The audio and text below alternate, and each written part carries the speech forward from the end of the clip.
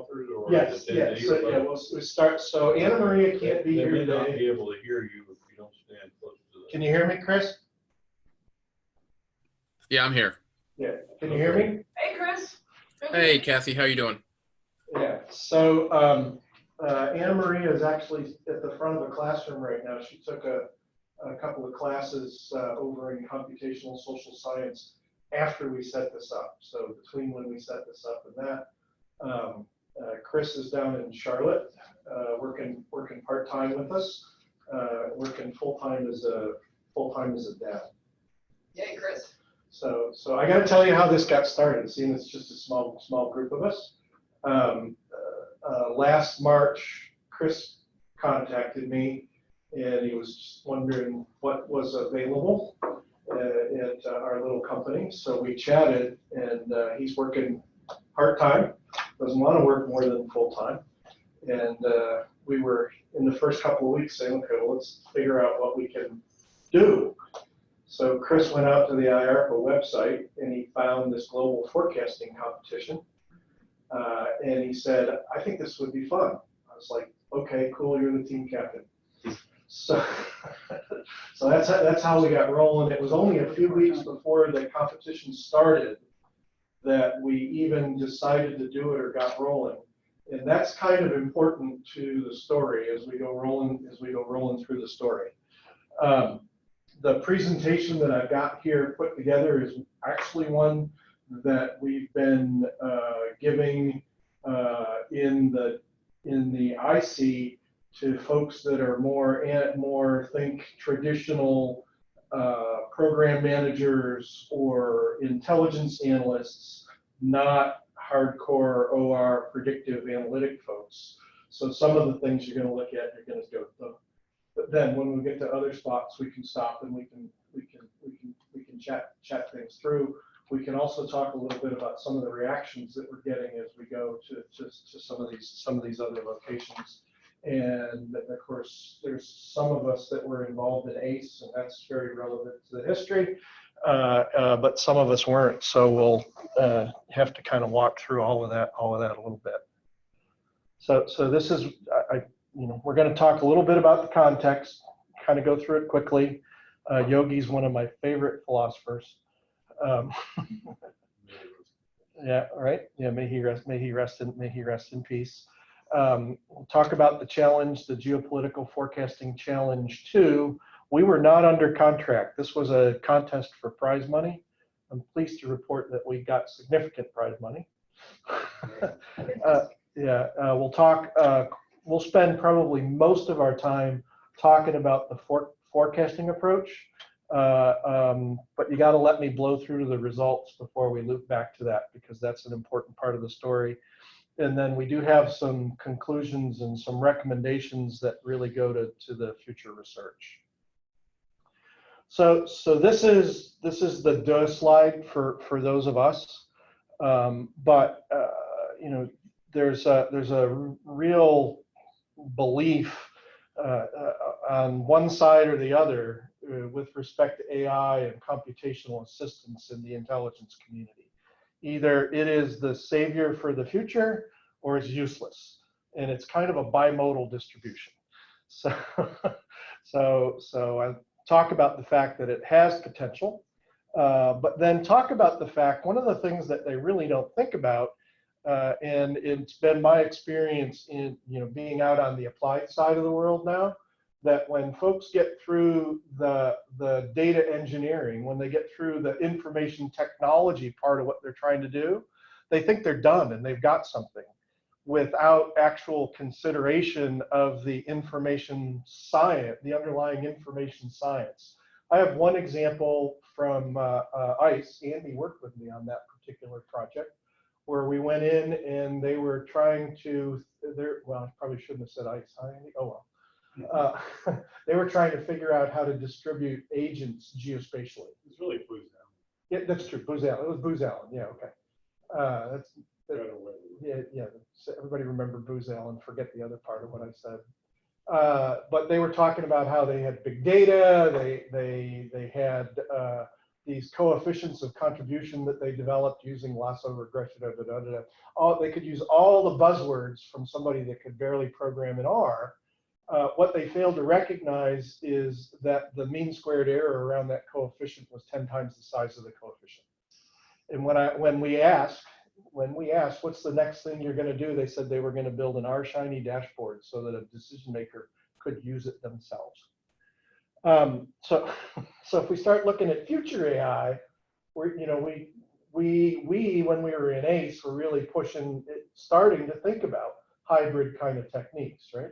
So what we're seeing and I don't know what kind of literature you guys are into, but of course, IARPA is off talking about hybrid forecasting formally. You see some literature on soft AI, and this really talks about the importance of the machine.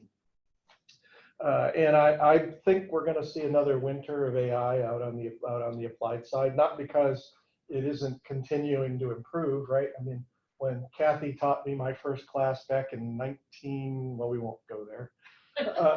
Back in the dark ages. Back in the dark ages, when we were using good old-fashioned AI with a little bit of Prolog and a little bit of Lisp, and there was logic and not a lot of data, right? We all wished for data. Now data's pouring all over the place, and this whole idea of data-driven decisions is kind of overhyped in terms of the curation that's required. And then, of course, I came up, we were talking about this the other day, because what's happening, so stuff's coming out of IARPA, okay? It's making its way into practice inside of the black fences. And it sits there kind of unmanaged by folks like us. And then after about 2 or 3 years, somebody says, well, this is a bunch of junk. It isn't doing what we want it to do. But so the whole, So the whole notion of the care and feeding that's required to keep a model or a system current and relevant is just not being invested in properly. Somebody wants remote control of my shared content. I don't think that's true. Gonna decline. Okay. They won't be able to flip slides. So I can flip slides. So, okay, so now let's go to, come on. I thought you could, Dan. I thought I could too. There we go. So, yeah, using Nick's computer, that's a handicap. So the Global Forecasting Challenge 2 was an IARPA-sponsored challenge, and it ran from May to November. We decided the second week of April to participate as Team CADSci, and we were competing for prize money. We had, like we had with ACE, we had 40 slots that we could put forecasts into. And then we were scored relative here to consensus. And consensus was provided by a population of 500 Amazon Turkers that were providing a probabilistic forecast, their logic in text form, and references they might have used to develop that forecast. Make sense? So I'm not trying to forecast whether the event's actually going to occur. I'm trying to forecast whether 500 Amazon Turkers think it will occur.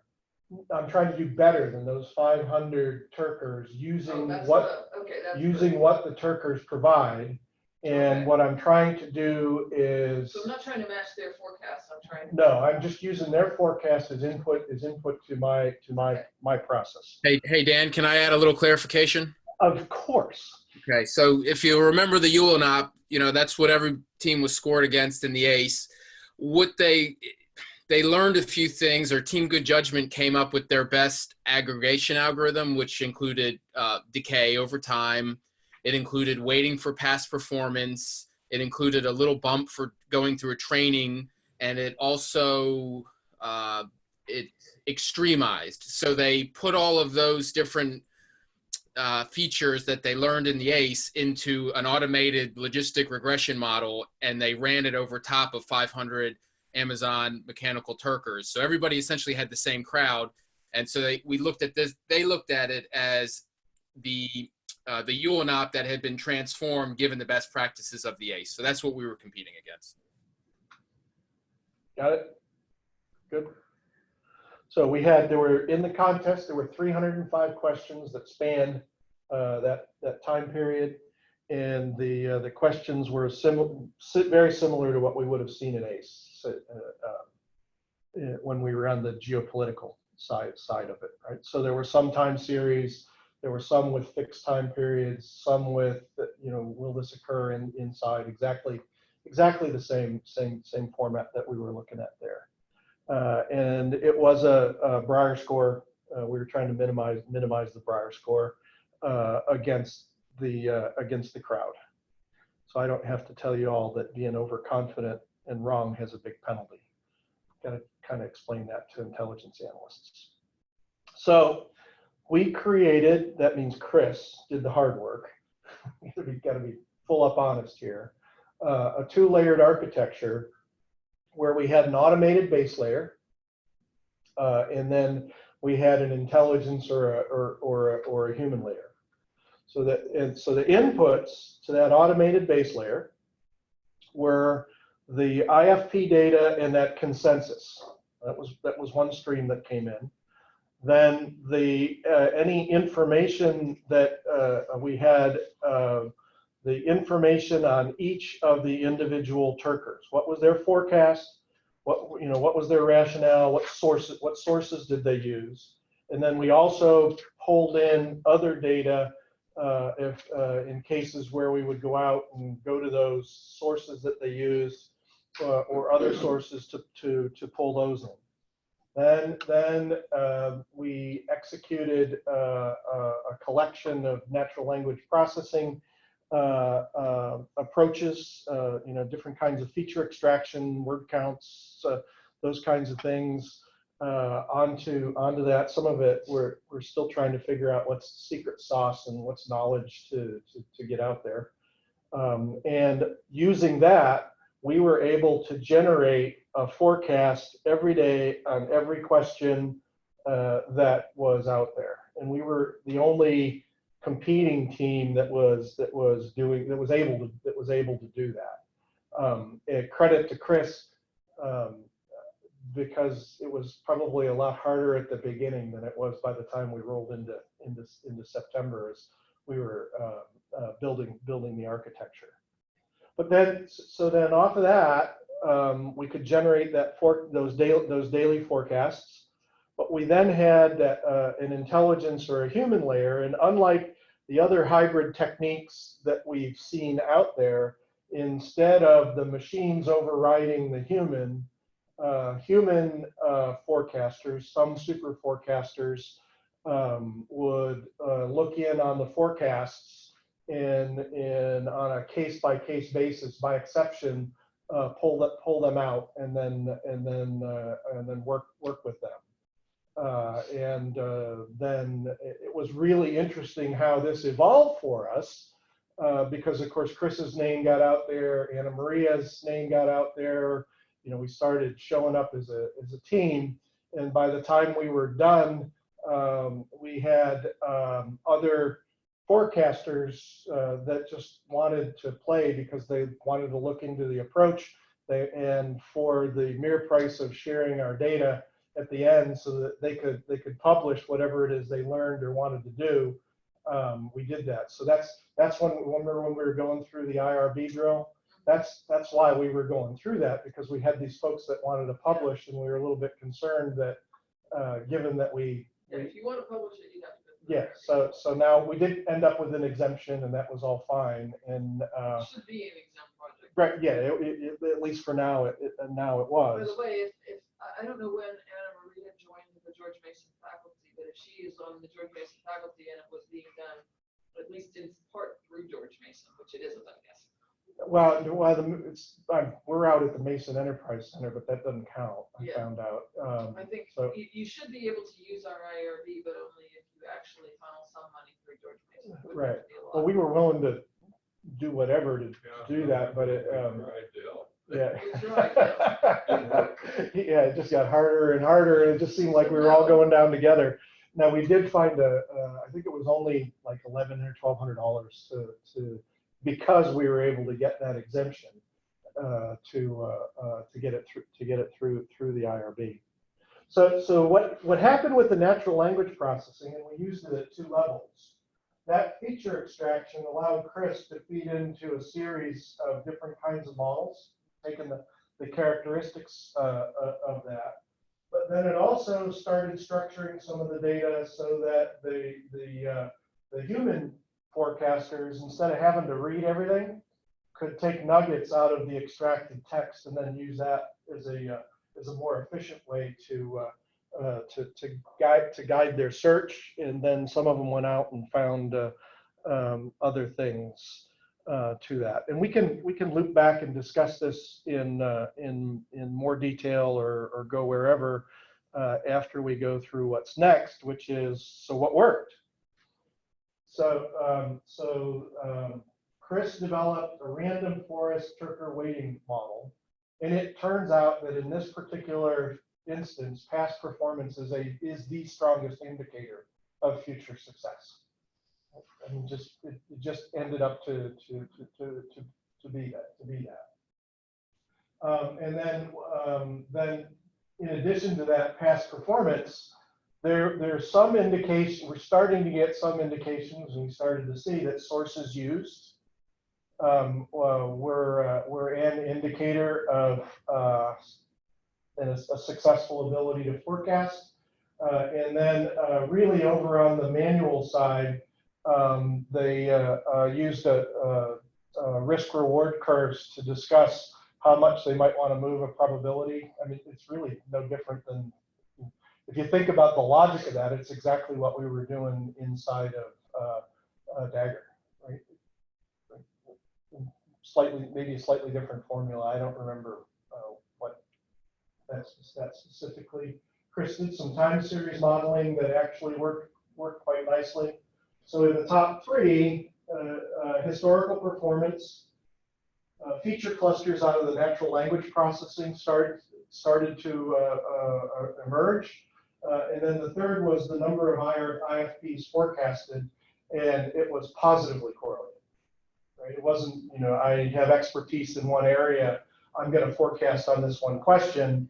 Somebody was really engaged, they got themselves involved, and as they did more, they learned how to do it, and they did better, or at least that's the indication. You want to jump in, Chris? More to say? I think one thing to mention is, if we were going to use any sort of a model that was training, we had to wait until we had questions that were resolved, so that we had right or wrong. And unlike the ACE, I believe the first 6 months were deemed a burn-in period. They didn't provide that, and so the 2 things, or the thing that Dan mentioned, is we started kind of late in the game from scratch, and we didn't have resolution data. It took us a little bit of time to develop a model, and so we went with a couple very simple weighting models in the beginning. And the reason, as Dan mentioned, we did that was just so that we could generate forecasts for every question on every day, or if we didn't, we would have been hit with a naive Breyer score, which would have been detrimental. And over time, as we got more questions resolved, we had about 100 questions, we were able to start to train different models. And the best model that I mentioned was this random forest weighting model. And essentially, as Dan was getting into, it took about a dozen features, maybe I think 14 features, and it predicted forecasting error. And it actually, the predictions of error held up out of sample. And so the forecasts that had lower expected error, we gave them more weight in a simple aggregation. And that's how sort of the modeling evolved until about midpoint in the competition. And that's what Dan's showing now, is this is when we had our models in place, fully developed, and we were no longer tinkering. They were essentially learning as more resolution data came in. And we also had our processes in place, where our experts on our team, and they welcomed me into that group as well, we would look at the model and say, this seems to be a little overconfident, or they're seemingly missing this important feature, or we think we can do better than the model, and there's opportunity here. So that's what Dan's showing now. And shall I turn it back over to you, Dan? We can, Keith, so remember we were forecasting that every day, so this AI was doing the screening, then handed over to the human. And you can start to see that how we climb, right? 27th place at milestone 1, 6th place for milestone 2, 4th at milestone 3, milestone 4. For that period, we were in 2nd place and continuing to climb. And we ended up in 4th place overall because we were dragging that boat anchor along from the beginning. But we won some significant prize money. Not only we got to go in and speak at the IARPA program review, Chris actually was the one that went in and did the pitch, and he's now, I'm sure, being solicited for jobs by the folks that were paid performers that were listening to us give the presentation. So we've gotten some calls through IARPA. We also ended up, it turns out that it's a small world, right?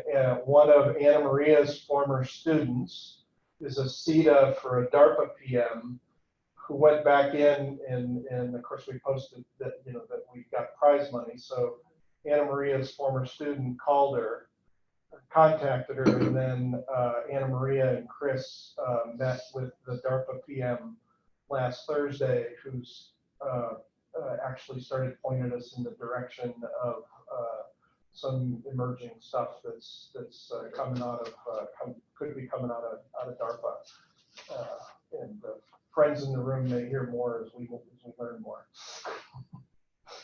Yes, sir. By AI, you mean neural net software? Random forest model, not yeah, no, it's Okay, not. I'm not familiar with what you do there, but okay. Can you say one more sentence about random forest? Chris, you want to explain how your random forest work? Yeah, quite simply, it was all in R, so just use the standard random forest package in R, and essentially for the resolve questions, What a random forest is, Chris? Do I? Can you? Can I explain what it is? Would you please explain what a random forest All right. is for those in the audience who don't know? Yeah, about one sentence. I'm not looking for a dissertation here.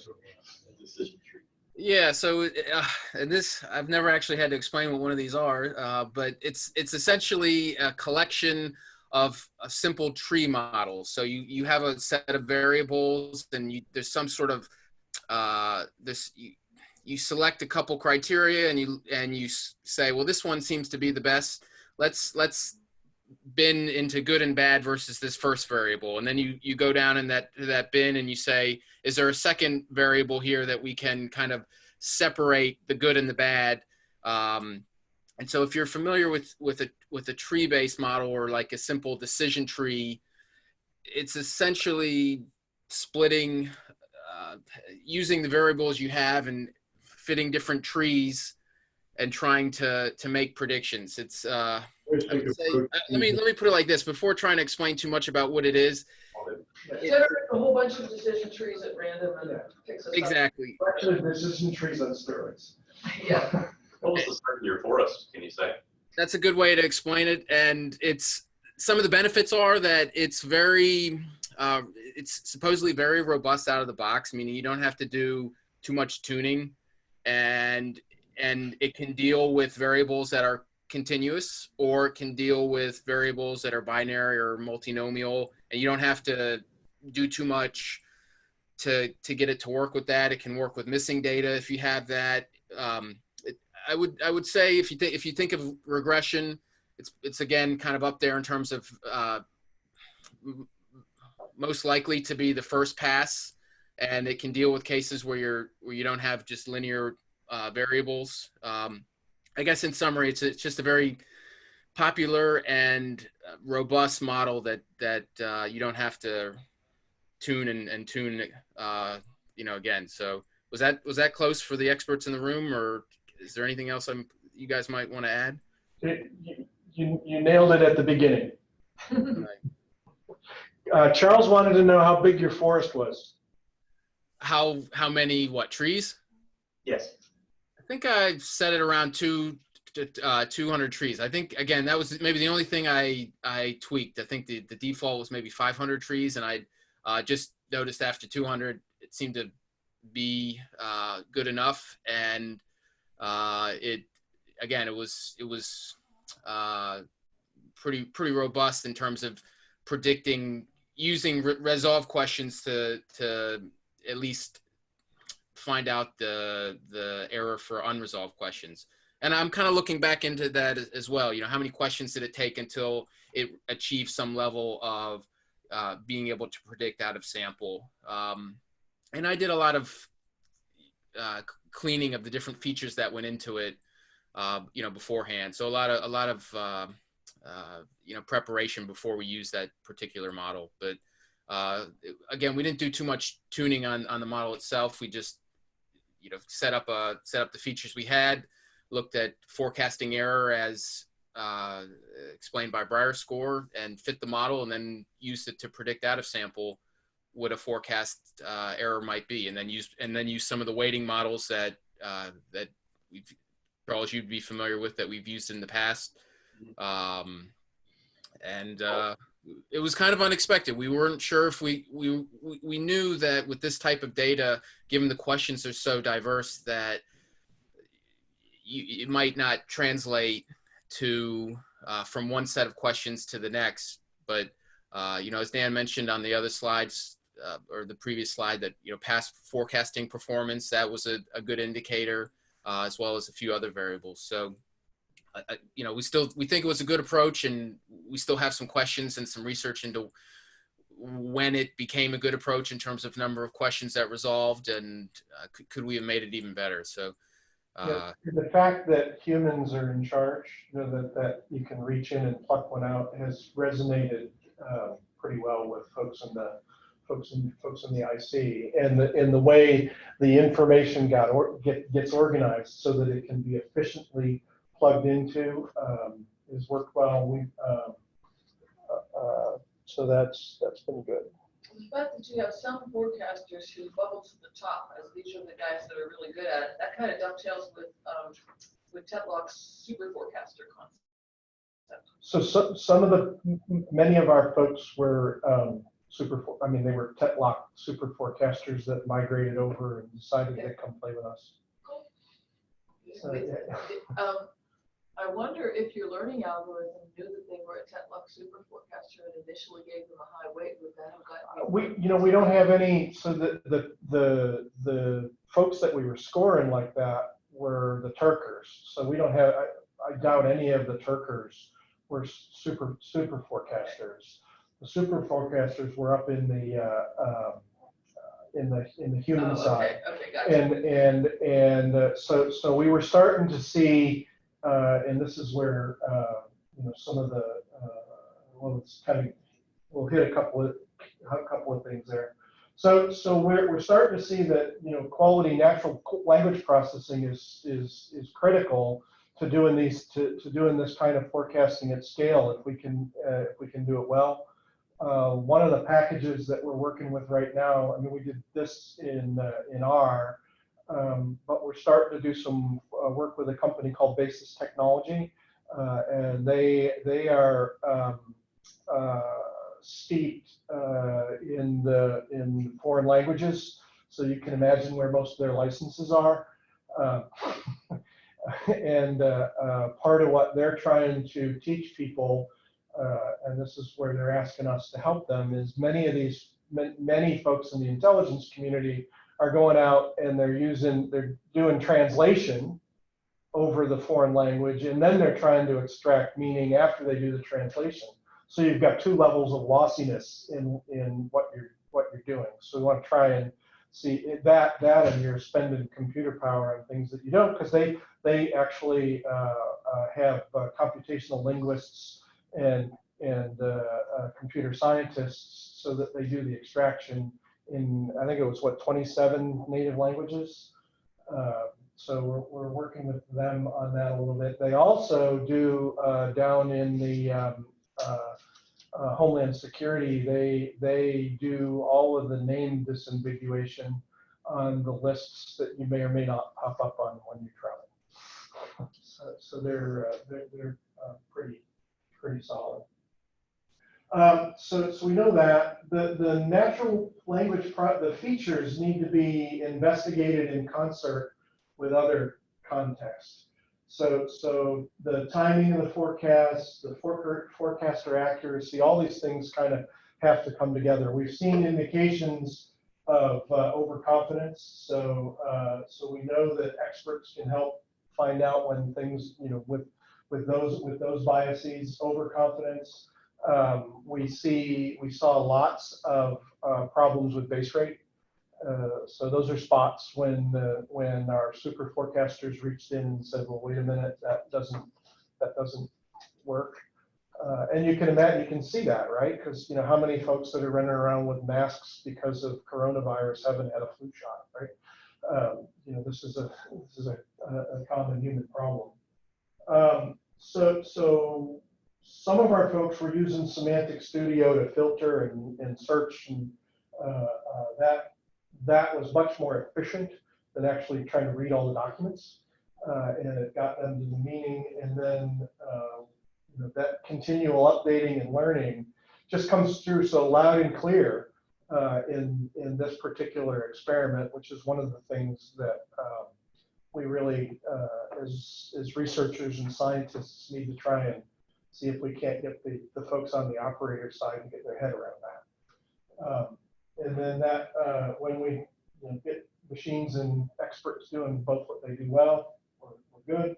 And then, of course, you need continual or periodic maintenance to do that. Go ahead, Kathy. There's a considerable literature on mixed initiative systems, and what you said on those pages was very consistent with everything that I So, yes. Yeah, but there's still this sort of holy grail of we're going to, AI is going to take over. Singularity is going to occur, right? And it doesn't seem to be happening. No. And, I've been in 35, 40 years of being in this area. It's still not happening. And back, in the early days of AI, the Newell and Simon guys thought that, within 20 years we'd have general AI. Yeah. That would have been like I 1975 or something. Yeah, I just read a great Reinventing AI, a great book, and it was walking through the history and went all the way back to Newell and Simon. There were 4 names that they used. 2 others I can't remember. Roger Schenck. That was one. Yeah. But it was really nice the way it walked through and talked about that. So we got some indicators into what we think natural language processing might be able to do when we start really connecting it to computational, to the computational models, but only enough to give some indicators. We have high confidence. We have high confidence that we can detect overconfidence. How do you like that?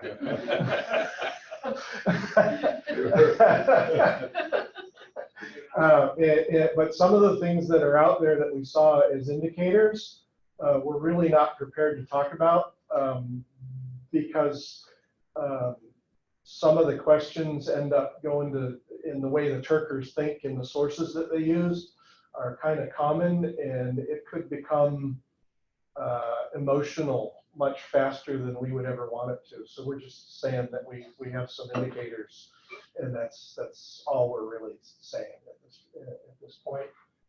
We really do. I think we've got something on bias detection, but we need to extend the research into it, right? Because we're starting to see it, but then how can we make sure we got it to the point where we can do it reliably, right? We know from you read The Perfect Weapon yet? Social media. What you got about 4 hours, right?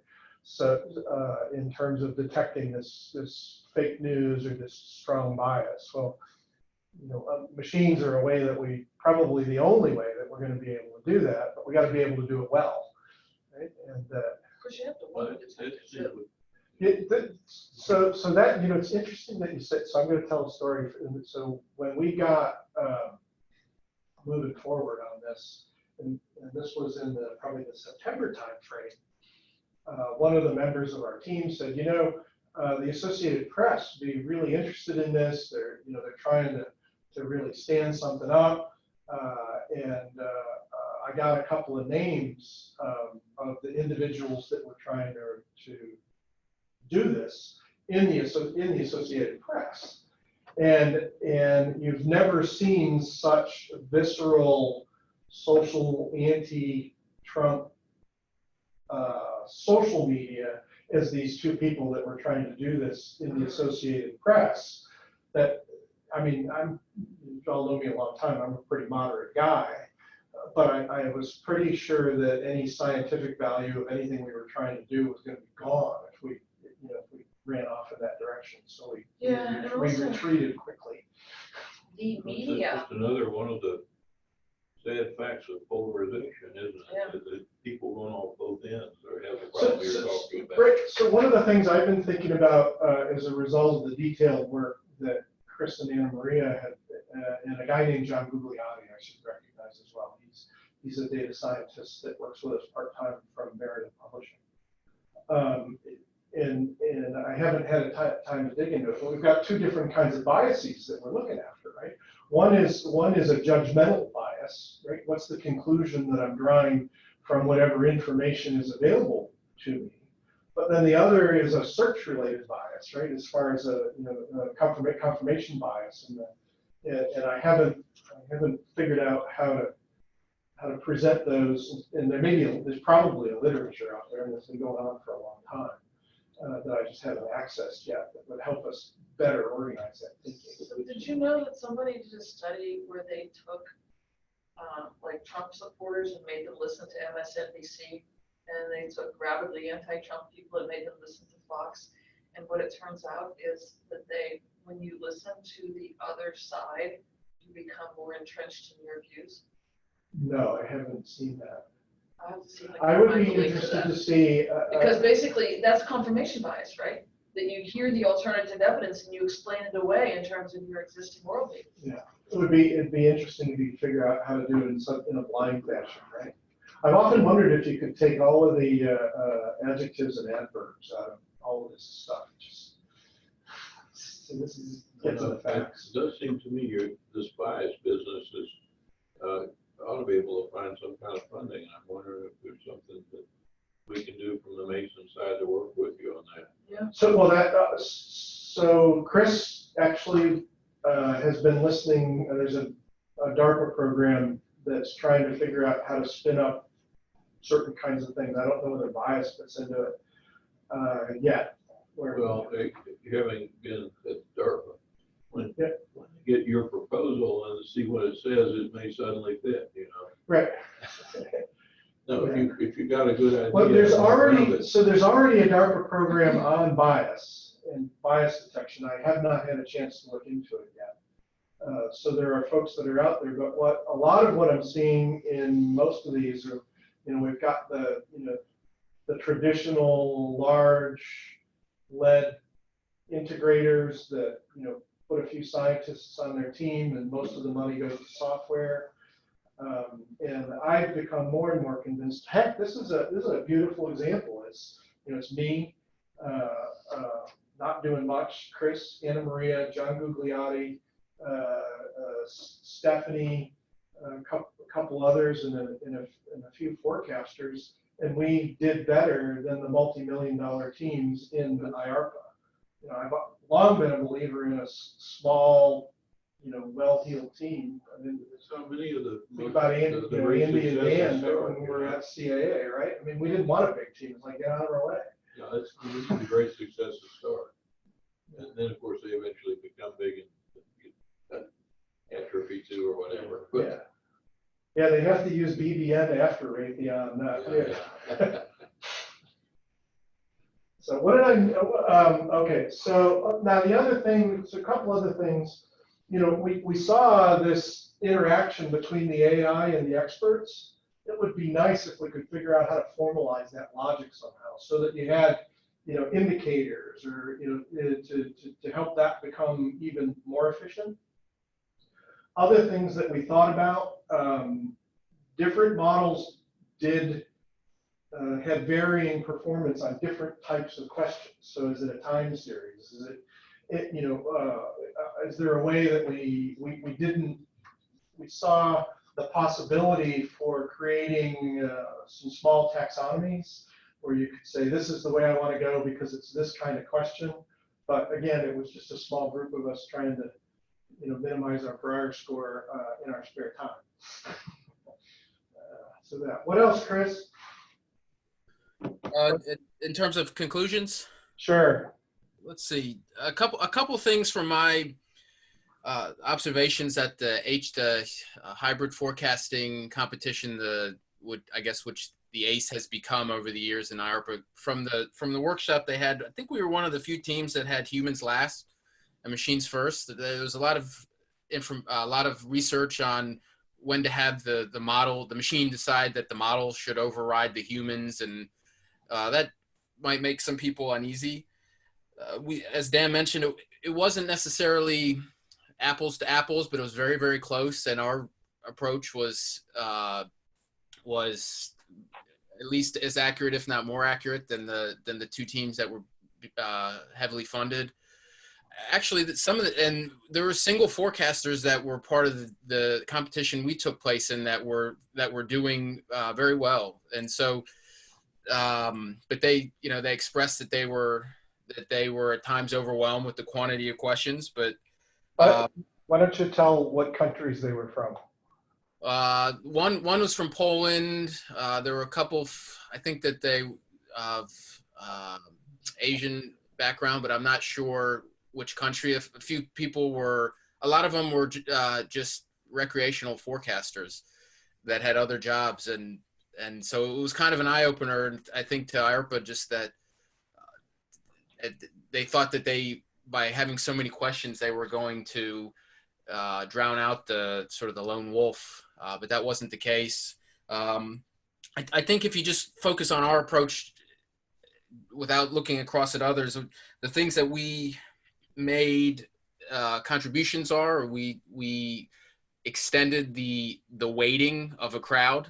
And Charles, if you think we got into this with coherence weighting, well, we didn't have that as a capability, but we were able to. And also, if you think of the Cook's classical method, where you have just past performance and you weight based off of that, what we've done here is we have more than a dozen criteria, and we've come up with a general approach for weighting that is indeed more accurate than the approach that was informed by the ACE research that was developed there. And then again, just as Dan mentioned, the role that biases plays. We had models that were based on the crowd, but if you put on sort of biased glasses and would look and say, could they be overconfident here because of the quantity of information that's present for this particular problem? That's where, if you look through each of the different types of bias lenses, you could identify cases where, maybe we should come down off of a high probability because of, we think that there's overconfidence here, and we're willing to take that risk, again, because, we've seen this happen in the past. Let me see if there's anything else. I think that would be it. I'm again very happy with how the automated models took over, and not to say that our team of humans couldn't probably keep up with the questions, but it was really nice in that new questions would come every Thursday, and if we didn't get a forecast in, we knew that we had good models that would make sure that we had decent to good forecasts in for every question every day. And then if it wasn't a week or two before we actually had a chance to maybe take a little bit more of a deep dive into what the crowd was saying about a particular question, or, do our own research, we felt like we had a very good sort of foundation there with that automated model. But it's definitely not to say that we've put the humans out of a job. I think that's it. I mean, I know this group probably is very familiar with the paradigm. It's the same, obviously the same scoring rule, very same setup as in the ACE. And that, gave us a really good advantage when we started out. So if there's any more questions on the technical or, I'd be happy to take those as well. Tom? Yeah, earlier you mentioned something about not being able to use the model until it was trained, and you need some data. Can you explain that a little bit more on what you meant by that? Yes, yeah. So there were 305 questions that were posted during the about 6.5 months of the competition. And the first set of questions came on the 15th of May. And we didn't have any questions that had, and we didn't know the answers to those questions. We had forecasts and our crowd was making forecasts, but we couldn't score those forecasts until the questions resolved.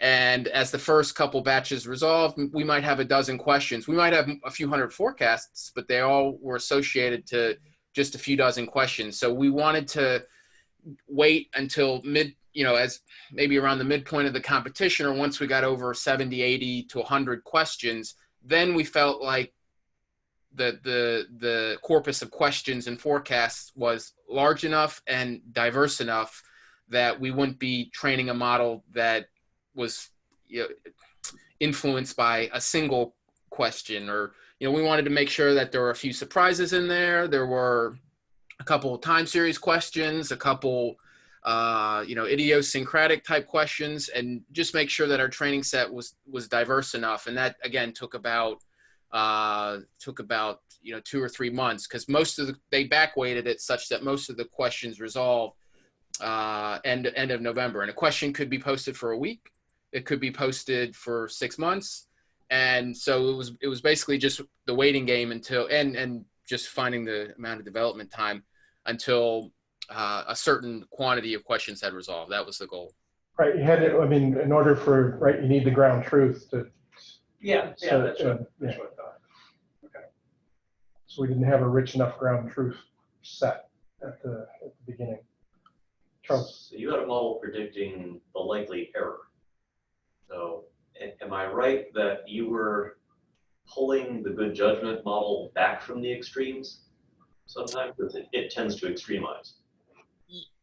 That's a good point. And there's a very good comparison between what the good judgment model did and this type of a model. And so, one of the logics that they have in building that model is, if you're averaging, you get a lot of people around the middle, and they're going to pull the people that have the insight further away from the extremes. So you need to extremize to push it back up, right? That's one of the logics if you read some of the papers that came out of that.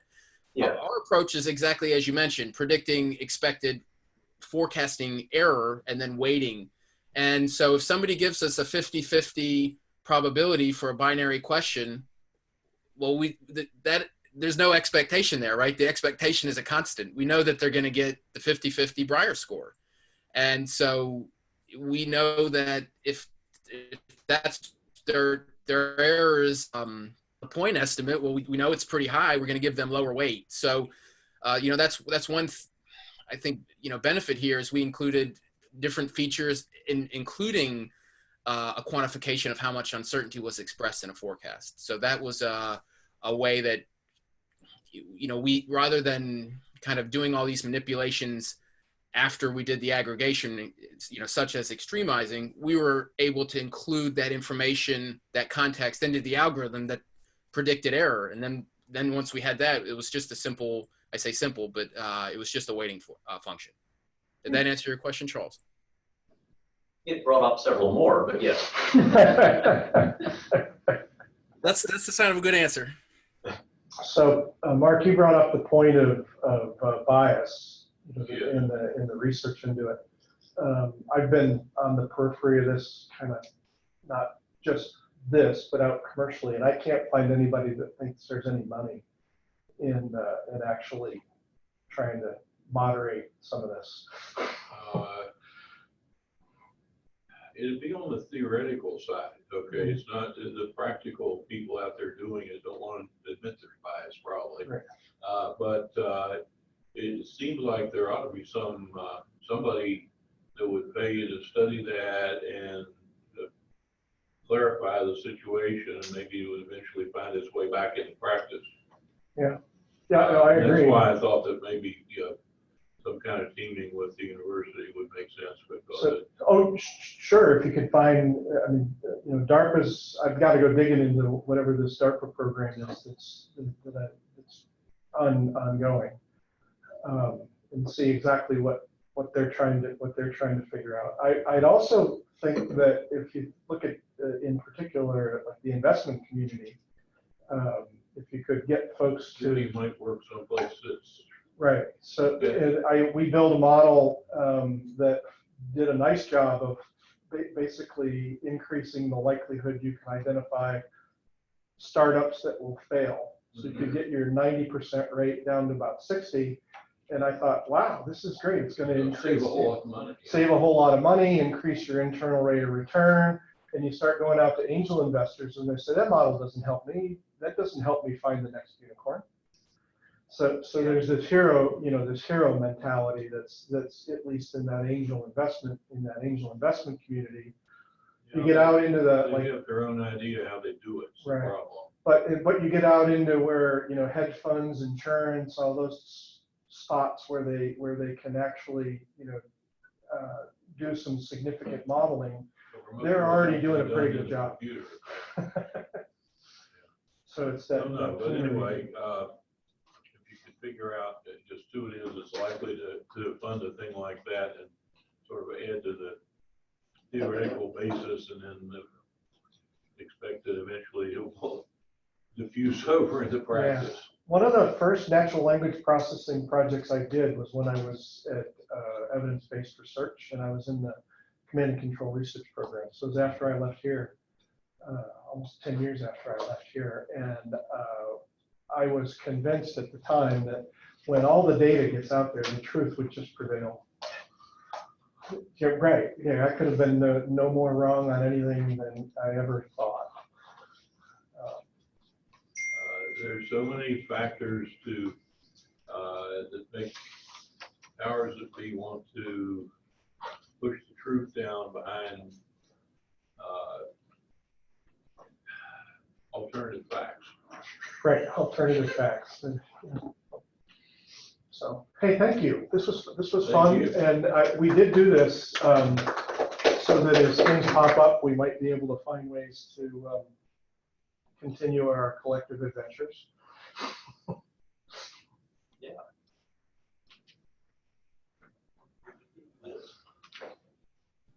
Yeah, I haven't looked into the DARPA bias program. The name sounds familiar. I was just out scanning some stuff, and I haven't had time to Before Christmas, do anything with it all. conversation with some people. I figure when a senior data scientist says, I'm going to take a model that's 10 times, got mean squared error 10 times the size of that, and give it to a decision maker, there are some much more fundamental problems to be tilted at. We're gonna have to figure out if these people really. Okay. How are you guys doing? Either or. All right. I'm probably all right. The one glitch was I called a halt on our market opening this morning. Decided that because they changed the definition on replication, twice as many claims are going to resolve as we originally had, which means that the incentive structure changes. Right. We mitigated that the best we could by moving money around, but I realized this needs to go through Harvard's IRB again. Just get them to agree, yes, you tried to mitigate, I think there's an we harm opportunity you. there. And I'm hoping it doesn't trigger a hard vote They would review, love, because they'll take 6 months. their president. Which is the end of the program. One of the deans that's kind of go-getter. with So it's like stress. Sure. And whether it's. I was down in Buffalo this weekend. You were, I was in Durham, Yeah, yeah. that's what he said. Yeah, my daughter had a Your grandbaby. bridges in North Carolina? Three of the six. The other three are, well, one is under our roof, Matt and Stephanie, the youngest, and her husband. He just moved from Microsoft to Google. And is now working for Google down by Union Station. So when you see in this election season, something inside the box that's dealing with some sort of forecast or some sort of projection or data that came in. That's Matt's team at Google, and they're down by the east. Inside the box, meaning. When you search on something, it gives you the box as an answer, and that's their sort of authoritative answer. It's also. There was a big brouhaha right around the time of Trump's election, where when you searched on, is the Holocaust real? In the box came back something about one of these Holocaust denier sites because they had deliberately tweaked their algorithm to make that happen. And Google had to address that. So, they have tons of things that they're trying to address. One of the things he's working on right now, as far as the deeper thinking kind of thing, we're having a great time, right? Because the stuff that we're just, and they're living with us. It's kind of, we're up a little later than we should be. But How old are the grandkids? the oldest is in kindergarten. She's 5. The youngest is almost a year. She'll be a year old in March. Mine are in Michigan, and I'm sad. So you got to get more flexibility. Working on it. I'm working on it. Yeah. I'm No, working on it too. yeah, we still have one person working at ARA in Raleigh. Okay. Program doing software development for some TITRA simulations. That are kind of cool. Yeah. But yeah, it's my daughter just had her grandbaby last Saturday. Yeah. So Number 3 is due in April. They're all in Okay. Grand Rapids, Michigan. getting dumped on, Somewhere getting dumped on warm, right yeah. now. Well, see, you talk about flexibility, but I'm not moving to Grand Rapids. That's what I was just gonna say. You gotta get them to move somewhere warm. So we went.